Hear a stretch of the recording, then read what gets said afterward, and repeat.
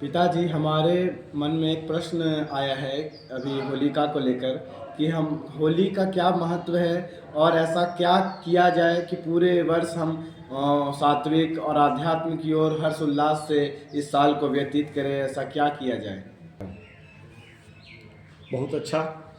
आपका यहाँ पे ब्रह्मेश्वर महादेव में जप करते समय जो मन में एक भाव आया, सही में भगवान की प्रेरणा आपके द्वारा मिल रही है और हमें और हम लोगों को उस विषय को अच्छे से जानने के लिए ये बात जानना भी जरूरी है। होली और होलिका दो बातें आई। होलिका हम लोग होलिका दहन को कहते हैं, जो फाल्गुन पूर्णिमा को बीत जाती है, और उसके अगले दिन चैत्र का पहला दिन जो है प्रतिपदा, उसको होली कहते हैं।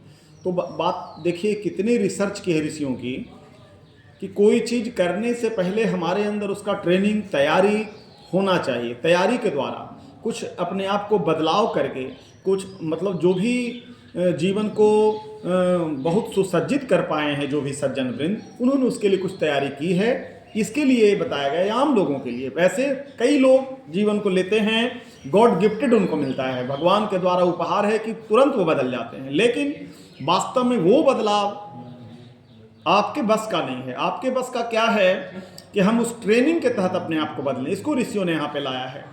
तो हम सब लोग जानते हैं कि होली के 15 दिन बाद, होली पहला दिन, उसके 15वां दिन से हमारा नया वर्ष शुरू होता है।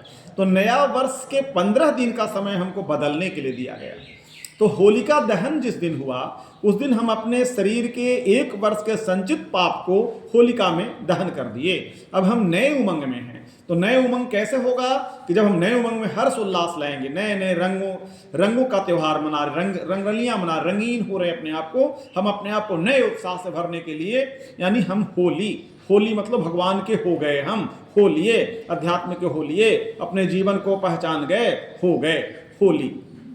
ये होली का विशेष महत्व बताया गया है। अब रह गया कि आपका दूसरा प्रश्न उसी में छुपा हुआ था कि होली से हमें क्या संकल्प लेना चाहिए कि हमारा जीवन इस वर्ष, जो आने वाला वर्ष है, नया वर्ष 2082 संवत, तो उसमें हम क्या ऐसा करें इस वर्ष के शुरुआत में कि हमारा जीवन आध्यात्मिक ऊर्जा से भर जाए, या हम अपने लक्ष्य की ओर अग्रसर हों, नए उमंग से जिएं। इसके लिए जो आपने प्रश्न किया, इसी को एक बार उपनिषद में ऋषि पुत्रों ने अपने पिता से प्रश्न किया था और उन्होंने उसका उत्तर शास्त्रीय पद्धति से दिया। उन्होंने कहा कि आपके मानव जीवन को सरल सुसभ्य बनाने के लिए 1 वर्ष का संकल्प लीजिए और बार बार लेने से आदत पड़ जाएगा। तो क्या लेना है, उसका शास्त्रीय श्लोक क्या है? तो संध्या स्नानम जपश्चैव देवतानां च पूजनम वैश्वदेवम तथातिथ्यम षट्कर्माणि दिने दिने। इसी को करके हम आध्यात्मिक ऊर्जा को ऊपर उठा सकते हैं और पूरे वर्ष भर हम अपने आप को पूरा विकसित महसूस कर सकते हैं, विकसित होते चले जाते हैं इस वर्ष। और इसी तरह बार बार अभ्यास करना है।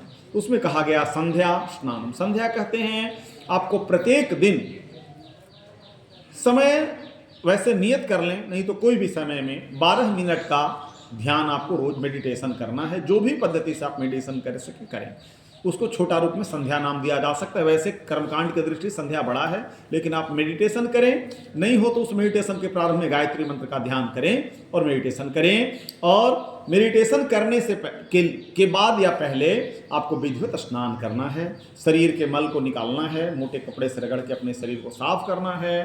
स्नान और संध्या 2 हो गया। और जप करना है। किसी एक आराध्य देव को आपको स्वीकार करते हुए, अपने इष्ट देवता, उनके मंत्रों का जप करने से आप उन्हीं की तरह होते चले जाएंगे जिनको आप महान मानते हैं, महान व्यक्तित्व के धनी मानते हैं। जो भी देवताओं को, उनको वैसे सारे देवता उसी तरह के, लेकिन अपने अपने मन किसी को विशेष रूप से मानता है।